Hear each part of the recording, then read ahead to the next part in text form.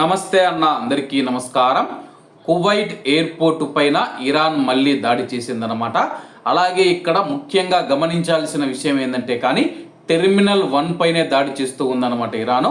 అలాగే Kuwait Airways ప్రయాణిస్తూ ఉన్న టెర్మినల్ 4 పైన కానీ జజీరా ఎయిర్వేస్కు సంబంధించిన టెర్మినల్ 4 మీద దాడులు చేయడం లేదు.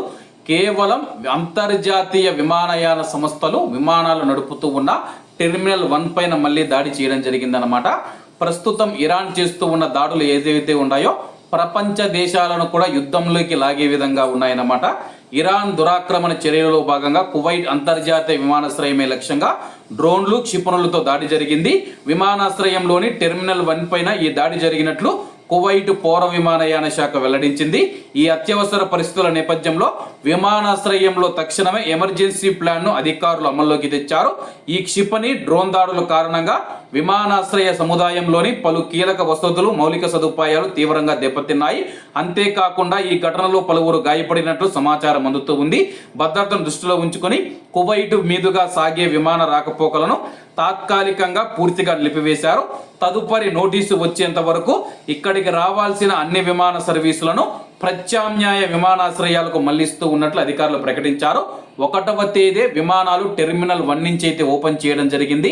అలాగే ఎవరైతే ప్రవాసులు ఉన్నారో విదేశీయులు ఉన్నారో వాళ్ళను లక్ష్యం చేసుకొని అయితే ఇరాన్ దాడులు చేసిందనమాట.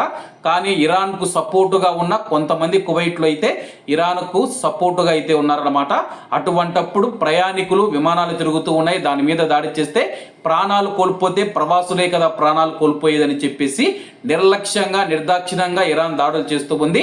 కానీ కొంతమంది ఎవరైతే ఉన్నారో కుహనా మేధావులు ఇరాన్కు సపోర్ట్ చేస్తూ కువైట్ మరియు గల్ఫ్ దేశాలను ఇరాన్ తుడిచిపెడుతుందని చెప్పేసి బీరాలు పలుకుతూ ఉన్నారు. కువైట్ దేశంలో ఉన్నాము, మనం కువైట్ దేశానికి బ్రతుకు తిరుగు వచ్చాము. కువైట్ దేశం పైన దాడులు జరుగుతూ ఉంటే ఇరాన్కు సపోర్ట్ చేస్తూ ఉన్న వారిని ఏమనాలో కూడా అర్థం కావడం లేదనమాట. కామెంట్ల రూపంలో కూడా నేను చూస్తూ ఉన్నాను.